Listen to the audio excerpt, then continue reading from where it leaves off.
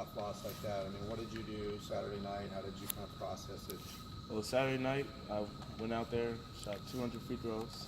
So it's a tough loss, but I mean, it's a game. It's basketball. You win some, you lose some. It's a tough loss.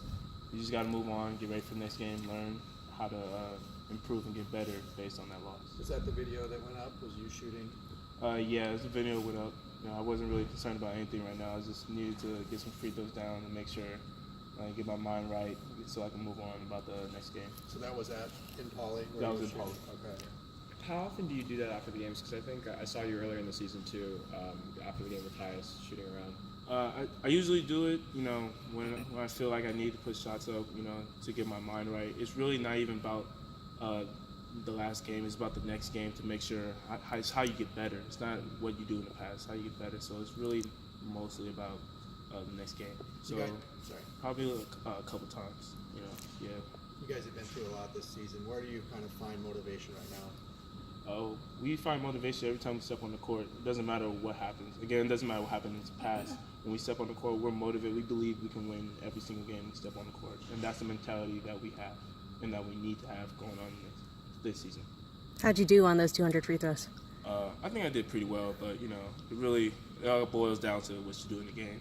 So, I mean, it was cool. It was nice. It got my mind right. But I just want to make the free throws in the next game. Did anybody rebound for you, or did you have to? Oh yeah, the manager rebound for me. We have an excellent staff, manager. So yeah. Okay. How do you kind of simulate the in-game environment on free throws? Because I know it's a lot different with obviously the fans, and then you're more fatigued. Do you do wind sprints and then shoot the free throws? Like, how do you kind of manage that simulation of the in-game free throw? Usually in-game free throws. It's just after. Yeah, I usually do free throws after. That's usually the last thing what I do at workouts. So probably to simulate the in-game, it's probably just to do it the last thing you do. But it's really not really a game time simulation because you got the fans, the score, the team's pressure, everything like that.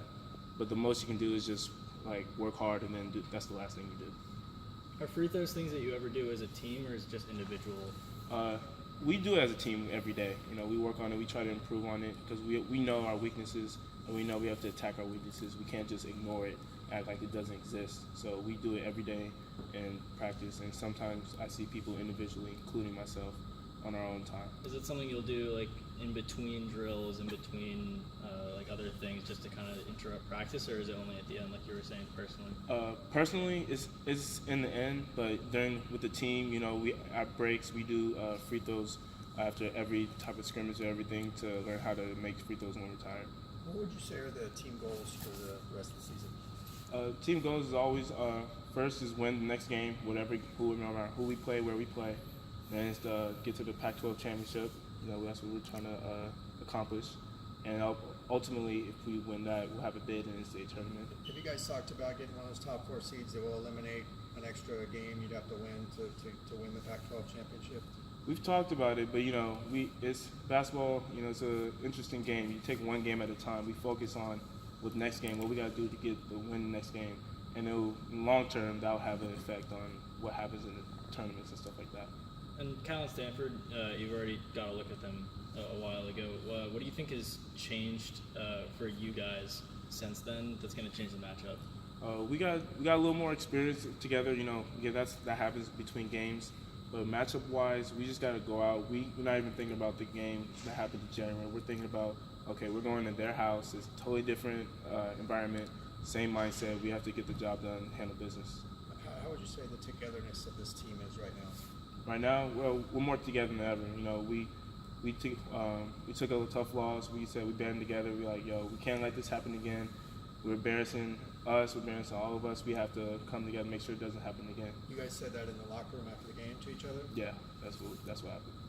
Who's kind of stepped up as the guy or guys who galvanize this team in tough situations like that? It's really a team thing. It's about us. So everybody might have their input. Some people will speak. Some people will stay quiet. But it's really about the team. We're all saying what we need to say. We're listening. We're hearing each other, and we're trying to produce that on the court and apply it on the court. Everyone good?